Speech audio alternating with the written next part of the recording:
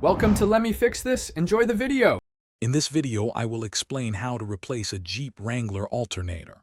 First, let's gather all the necessary tools for this job. You'll need a new alternator, a ratchet set, various wrenches, and a serpentine belt tool. Don't forget a battery terminal cleaner and some anti-corrosion spray.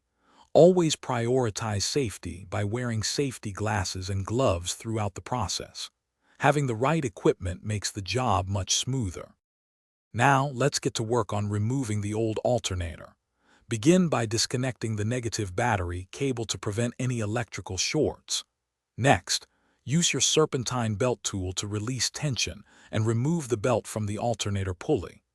Carefully unplug all electrical connections, including the main power wire and any sensor wires.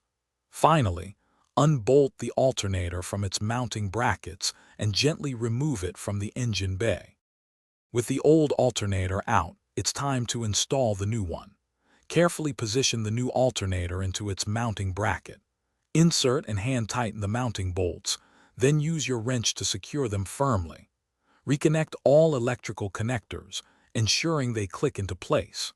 Finally, use your serpentine belt tool to retension the belt and guide it back onto the alternator pulley, making sure it's seated correctly on all grooves.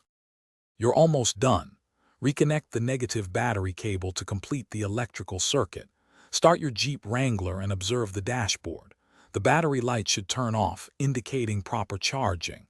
Use a multimeter to confirm the charging voltage is around 13.5 to 14.5 volts.